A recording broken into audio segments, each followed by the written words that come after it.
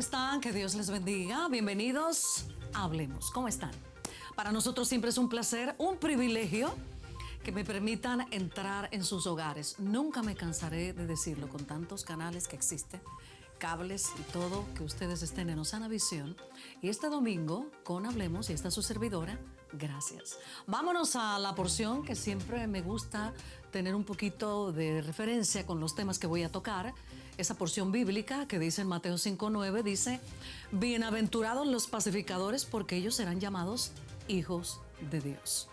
Hay un sinnúmero de personas, que bueno, le gusta hacer el mal, pero gracias a Dios que hay personas en el gobierno, pero mucho antes de estar en el gobierno, tienen ese deseo en su corazón.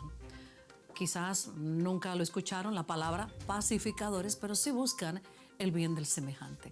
Y eso debe ser, tenemos que amar a nuestro prójimo como a nosotros mismos. Y esto no es religión, esto es un estilo de vida. Que ahorita mismo lo que estamos viendo es todo lo opuesto, lamentablemente. Quiero platicar sobre esto con una gran amiga, pero que ahora, con mucho respeto, les presento a ustedes como diputada independiente, Paulette Thomas. Qué alegría estar aquí contigo. Para mí también, querida. Todo un privilegio para mí. Mientras me arreglaba, yo pensaba que a veces me es como difícil entrevistar a una persona con la cual he tenido tanta amistad, porque es como que nos relajamos un poco, pero nos vamos en serio. Claro que sí, claro que sí. Bueno, te he visto en muchos medios, ¿por qué no decirlo? Con colegas muy queridos, hablando sobre, y sobre todo, no me llama la atención, y para aquellos que no ahora te conocen, sino de antes, o nuestra nueva generación, una mujer que incansablemente siempre quiere el bien para los demás. Lamentablemente vivimos en un mundo en donde la crítica, los memes, todo es malo, pero debemos, como más que explotar, desarrollar ese sentimiento de empatía con los demás. Y eso es lo que siempre he admirado y sigo admirando de ti, y que en tu posición valientemente lo estás ejecutando. Bienvenida. Muchísimas gracias, Nubia. Yo creo que es importante lo que acabas de decir, yo creo que es básico. Y esta mañana precisamente lo conversaba en una reunión de domingo. Es bien importante que nos demos cuenta que lo que nos pasa a nosotros le impacta a las personas que nos rodean y viceversa. Por supuesto. Cuando realmente entendamos que lo que le pasa a Nubia le impacta a Paulette, lo que le pasa a Paulette le impacta a Moisés y demás, vamos a poder empezar a construir el Panamá que todos anhelamos. Porque es mucho más bonito si logramos hacerlo todo en conjunto, unidos, con una misma finalidad que debe ser sacar adelante el país. Así es, y aunque no lo veamos del todo todavía, iniciándolo en el círculo nuestro más cercano, importante. Excelente. Ahora, Dios y el pueblo te ha permitido estar para que tu círculo se expanda. Y lo estás haciendo muy bien a través de los medios. Quiero que hablemos sobre el proyecto Ley 49, ¿verdad? Que ya prohijado, ¿verdad? Por la Asamblea. Prohijado y ya aceptado en tercer debate, gracias a Dios. Así es. Mira, este proyecto de ley yo lo llevé a Iniciativa Ciudadana incluso antes de ser candidata de manera oficial. Obviamente cuando ya, gracias a Dios y gracias al favor de la ciudadanía que me brindó su favor, brindándome su confianza por sus votos, el orden lógico era que fuera mi primer proyecto de ley, pero una vez que llegamos a la Asamblea igual nos dimos a la tarea de consultar con un abogado, con otro abogado, con 5 expertos qué bien. Que nos ayudaran de manera que fuera, aquí no hay vuelta de hoja, esto es lo que tiene que ser. De hecho, lo presentamos el 10 de julio, a 9 días de haber entrado a la Asamblea Nacional de Diputados. Lo recuerdo muy bien, muy bien. De ahí pues pasó a la Comisión de Gobierno y se dio mucha vuelta, porque cuando tú haces un anteproyecto, llevas a la comisión, tienen que llamar a todas las entidades que pueden verse impactadas en un momento dado por ese anteproyecto de ley, que debe emitir su evaluación al respecto sobre hay que cambiar aquí o hay que afinar más por acá. El asunto fue que las evaluaciones no llegaron todas al completo y yo solicité que el proyecto, una vez prohijado, bajara a una subcomisión en vez de irnos a primer debate, para dar la oportunidad a que el Ministerio Público, la Fiscalía especializada de delitos sexuales y demás, incluyendo la Defensoría del Pueblo y otras entidades, emitieran su opinión al respecto, para poder construir un documento lo suficientemente robusto. Muy bien. Y eso fue lo que hicimos. La verdad fue una gran sorpresa para mí porque fue prohijado, luego todas las mesas de trabajo y qué sé yo. Tuve la oportunidad que me marcó muchísimo acudir a audiencias de delitos sexuales, que es realmente terrible, es aberrante. Eso te lo que pusiste, sí, ¿verdad? Para adentrarte más. Ahora, para aquellos que nos sintonizan, estamos hablando de una ley 49, que protege a los menores de edad de delitos sexuales. Así es. Lamentablemente, que van creciendo. Que van creciendo de una manera exponencial, la cantidad de casos. Yo te escuché que cada 30 horas desaparece un menor de edad. Así es. Es una realidad y es muy preocupante, sumamente preocupante. Más de 1.343 denuncias en cuanto a casos de abuso sexual. Esto es terrible. Esto es terrible y es nuestro día a día. No podemos estar pensando solamente que estás escuchando las noticias. No, yo creo que lo importante es ponerle rostro. Es ponerle rostro porque si bien muchos tienen hijos, tenemos sobrinos, algunos tienen nietos, amigos, y de repente es importante, caramba, ya no está un niño de 12 años o 9, ay, Carlitos, ay, Paulita, Carmencita, que los visualices, yo creo que te va a hacer que te conviertas en un agente de búsqueda, un agente de cambio, y te intereses mucho más, ¿no? ¿Qué es en lo que te convertiste al darte cita a estas audiencias? ¿Qué experiencia?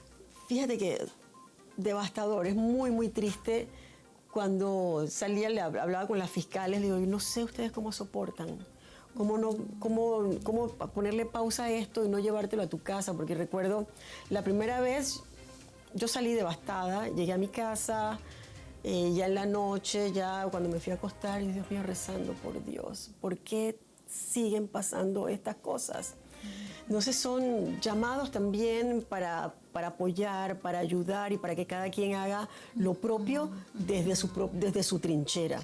Entonces, con este aumento de penas no solucionamos el problema. Por supuesto que Por supuesto que no, pero por lo menos extraemos de la sociedad a aquellas personas que están ocasionando daño, que están marcando a nuestros niños, cuando nuestros niños son nuestro mayor tesoro.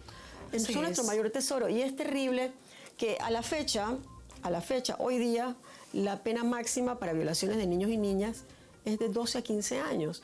Pero cuando va este señor o esta señora, que también puede ser violadora, se presenta ante el sistema penal acusatorio, cuya función es simplificar el proceso, baja la cabeza tristemente y dice, no, sí, yo soy culpable. En vez de darle la pena máxima, lo que hacen es que le dan una pena tal vez entre 6 y 8 años. Señor, usted no se está robando una gallina. Usted no está robándose una llanta. Y no estamos hablando Usted está marcando una criatura para el resto de su existencia. Exacto. Mira, entonces, yo tuve la oportunidad, tengo que decirlo, fuimos a un lugar a hacer una acción social muy linda antes de iniciar el colegio. Y uno de los niños que me puse a hablar con ellos, y es que hay que arrodillarse, bajarse para entablar una comunicación con ellos. Y uno de ellos habló de abusos, me llamó la atención. Pero rápidamente les cuento esta historia porque mi tiempo es para Paulette. Me decía, yo fui abusado por mi tío. Y él comenzó a llorar. Me sentí que no tenía cómo ayudarlo, ¿verdad? Y fue muy doloroso, y me imagino que me platicarás de que esto suscita mucho en las áreas más alejadas, obviamente aquí en la capital, por supuesto. Aquí a 20 minutos. Sí. A 20 minutos también lo puedes sentir, pero no creas, aquí yo siento que nuestra sociedad al completo, a mí me preocupa enormemente hacia dónde nos dirigimos, en qué nos estamos convirtiendo, que estamos normalizando todo esto. O sea, todos los días escuchamos, violaron a la niña tal, ¿quién la violó? El abuelito, el tío, el hermano, el papá. Dios santo, ¿hasta cuándo esto? Muy duro, muy duro. Ahora, estas cosas van a pasar y tú sabes que hasta bíblicamente está escrito de que la maldad aumentará, pero la gracia de Dios es aún mayor. Ahora, háblame de ese aumento de las penas por violaciones a menores y del endurecimiento de penas por actos libidinosos. Bueno, eso es importante. Como te comenté hace un momentito, ahorita la pena máxima para violaciones de niños y niñas es de 12 a 15 años. Nosotros estamos solicitando que sea de 25 a 30 años. ¿Cómo ves el ambiente ante esto? Ante esto yo creo que esto es lo que necesitamos, sin duda. Y en cuanto a actos libidinosos, antes teníamos de 2 a 4 años, lo que significaba que eran penas totalmente conmutables, que no iban tras las rejas porque son penas de menores de 5 años. Yo estoy solicitando en este proyecto de ley que aumenten de 6 a 8 años, lo que garantice que ese ser capaz de llevar a cabo actos libidinosos con un menor de edad vaya preso. Y esto es una cosa bien importante y como dije hace un instante, esto no soluciona el problema, porque tampoco tenemos los especialistas suficientes para hacer ese acompañamiento. Porque no lo digo yo, una persona que siente placer al tener relaciones sexuales con un menor de edad definitivamente no está bien. No está bien. Y va a luchar el resto de su vida probablemente con sus demonios internos, pero va a recaer. Pero tampoco tenemos la cantidad de especialistas suficiente, ni psiquiatras forenses, ni psicólogos clínicos. Ahora, tú, perdona, te voy a estar interrumpiendo porque Adelante, por favor. Ha mencionado algo sumamente importante. Ahora, dentro de esta ley también está esa preocupación y la actuación de psicólogos que estén con esa persona, porque encerrarlas nada más, Sí, el encierro enloquece. pero no es suficiente. El asunto es que es muy triste y lamentable que a nivel nacional solamente contamos con 2 psiquiatras forenses para toda la geografía nacional. Dios mío. Si hay un caso hoy día en Dolega y mañana hay una audiencia en Darién, obviamente la audiencia de Darién se va a posponer una y otra vez, porque a lo mejor en lo que están resolviendo aquí, en el camino hay otra audiencia en Santiago o en Herrera, y luego de última van a ir hasta Darién. Entonces, ¿Por qué 2 nada más? no hay. Los muchachos están estudiando medicina, pero están estudiando otras especialidades. Y entonces, la especialidad de psiquiatría es una especialidad muy larga. Y aparte, una vez que termina la especialidad de psiquiatría, tienes que estudiar para ser forense. Entonces, ¿Crees que es por eso? tal vez es por eso. Yo Qué duro. apenas tuve el interés de presentar esta ley ante la Asamblea Nacional de Diputados. Solicitamos también una cita con el procurador Caraballo. Entonces me comentó el procurador de aquel entonces, y dice, bueno, lo que pasa es que hace unos 2 o 3 años atrás hablamos con el ministro Sucre para buscar la manera que empezáramos a conversar con los chicos para interesarlos por la psiquiatría.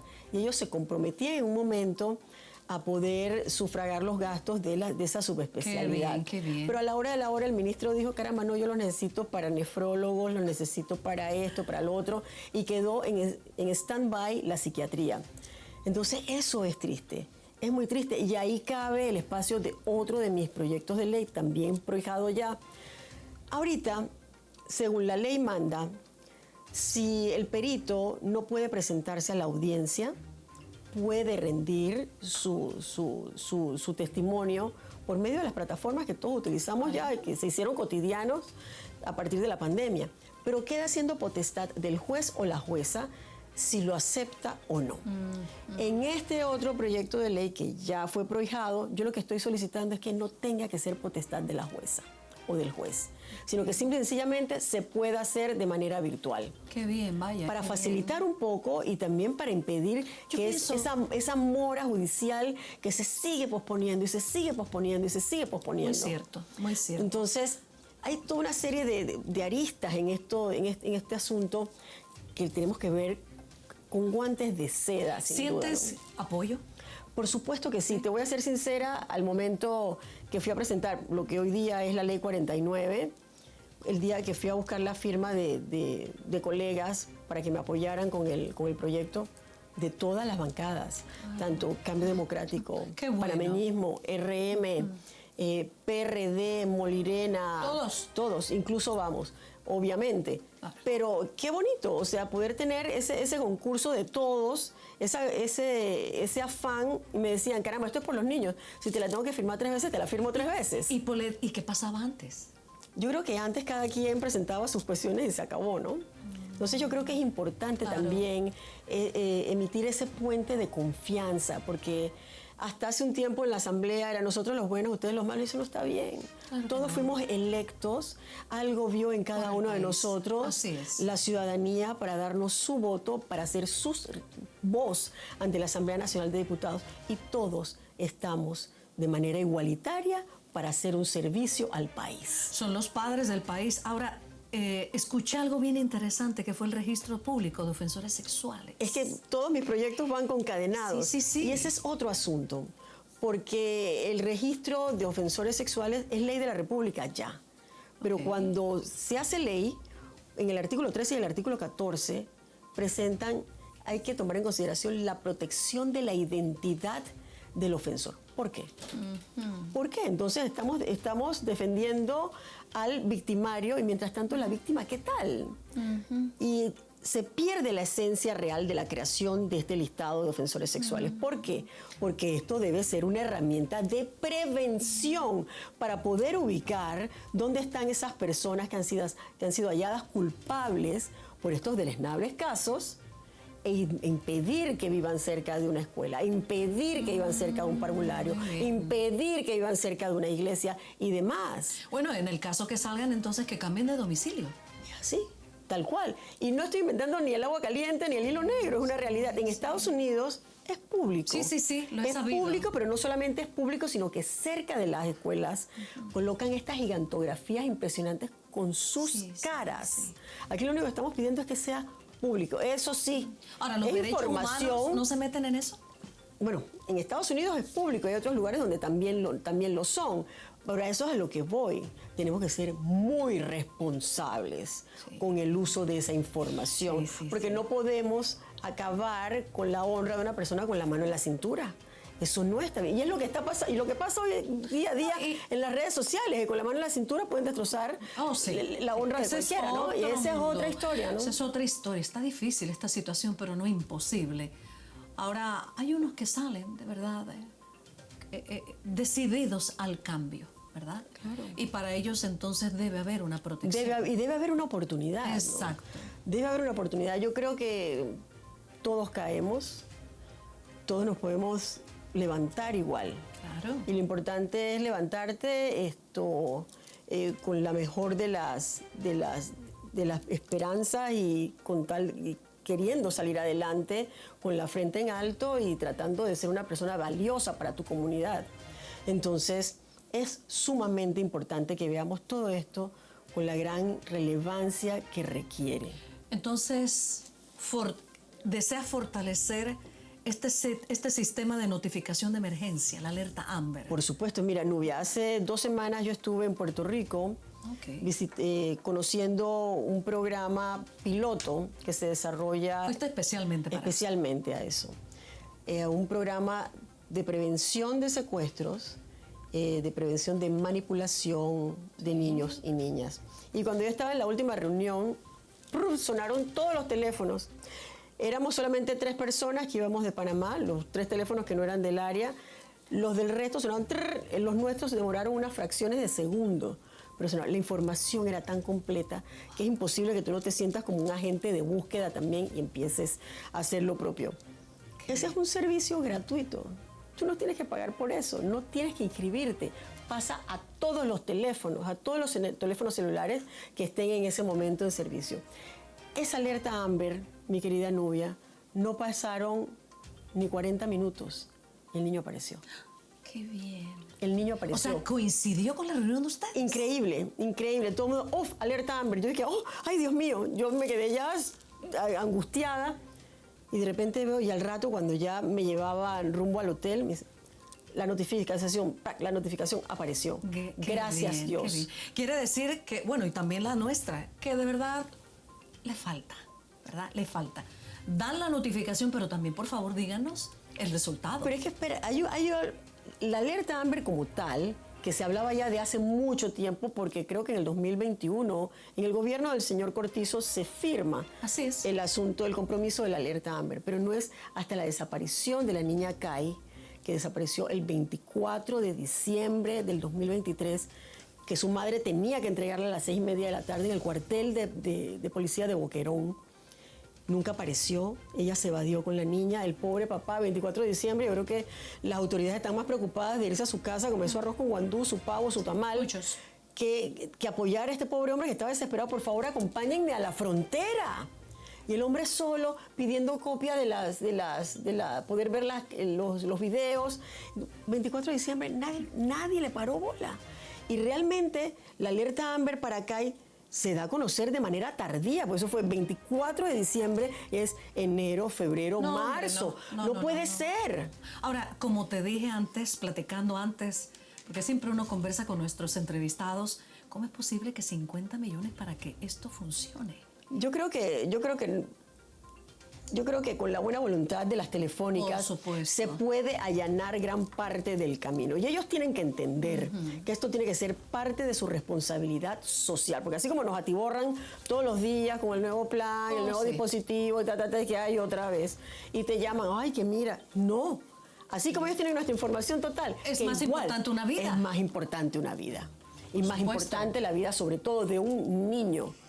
Y eso es lo que tenemos realmente que tomar en consideración. Ahora, para aquellos que yo estoy pasando aquí un scroll, ¿verdad? De la información, la alerta Amber es un sistema de notificación de emergencias que se utiliza para localizar a niños desaparecidos o secuestrados lo más rápido posible, ¿verdad? Claro. Y el nombre Amber proviene de American Missing Broadcast Emergency Response, pero también es el homenaje a Amber Hagerman, una situación que me imagino, Así es. pobre niña, ¿verdad?, de 9 años que fue secuestrada y asesinada en Texas por los años 1996. Así es, pero... Qué triste que de algo tan duro, pues surja algo que todavía no tiene el buen funcionamiento en nuestro país. Así es. En otros lugares es sumamente efectivo.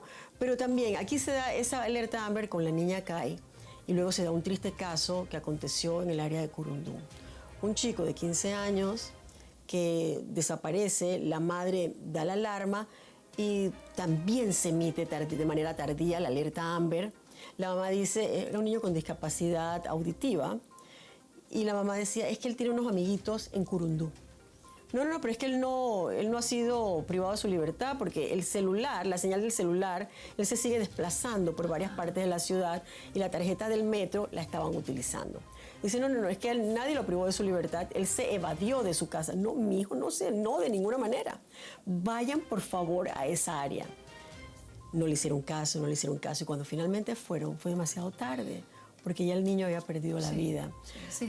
Y de ahí yo creo que ya fue cuando la ciudadanía en general, con mucho más ahínco, exige que este tipo de alarmas funcionen de manera efectiva. Ahora, tomando esta palabra, efectividad, en el curso de todo esto, antes que nuestro presidente ya le dé la firma, ¿cómo ves el camino para que esto funcione como debe? Yo creo que, vuelvo y repito, yo creo que aquí lo que hace falta es una muy buena voluntad. Si contamos con la voluntad real y contundente por parte de las telefónicas, esto ¿Tendrás que hablar tiene con que ellos? funcionar.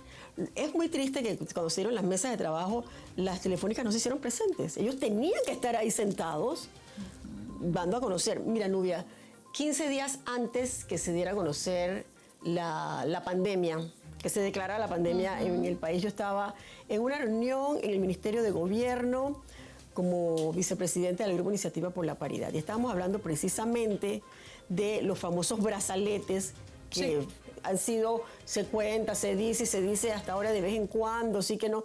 Pero necesitamos esas herramientas, porque igual, ¿cuántas mujeres han perdido la vida por las personas que juraron amarlas el resto de sus días? Tenemos casos terribles con una crueldad que va en ascenso de una manera impresionante.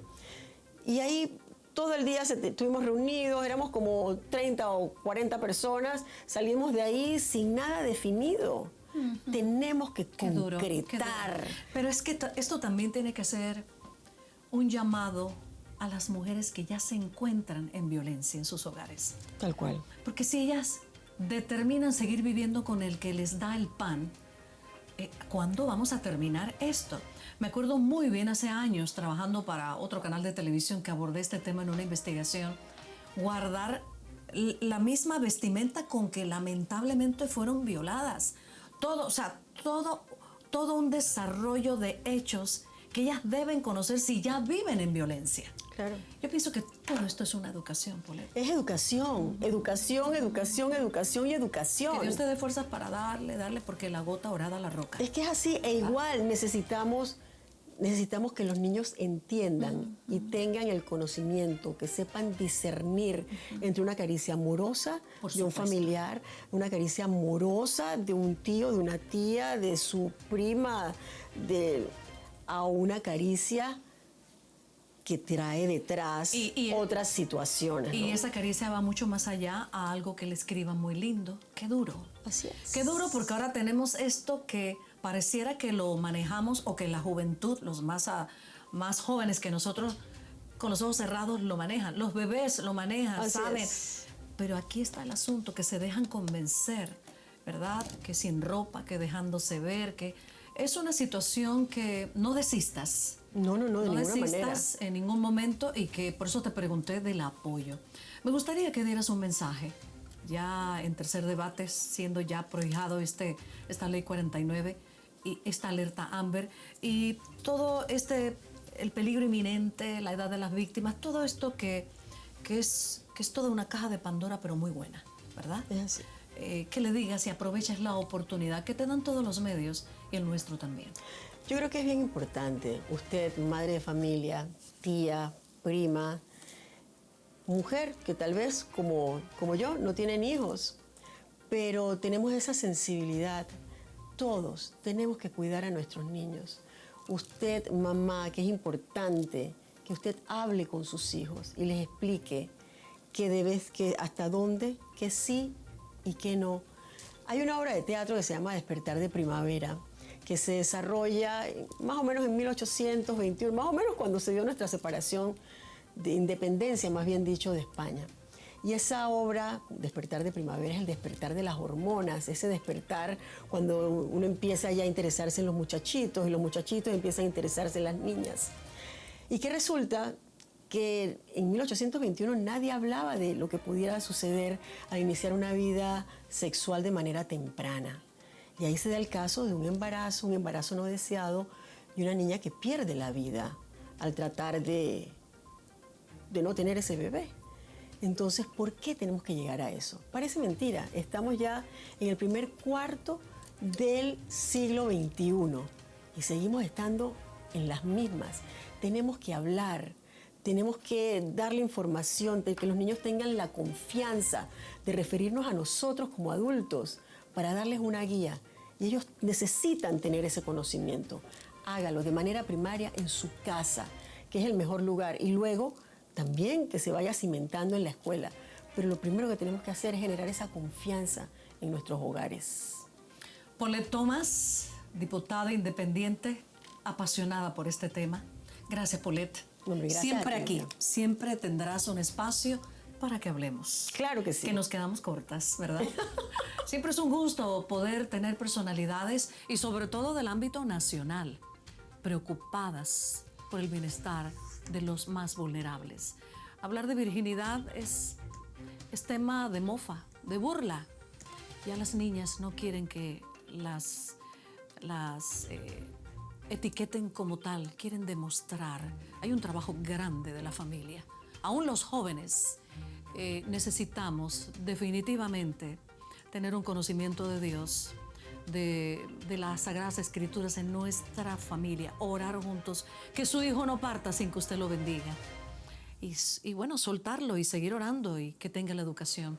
Estamos en un tiempo duro en el país, en donde educadores lamentablemente no están asistiendo a sus clases, en donde padres le dicen a sus hijos, hoy no vas.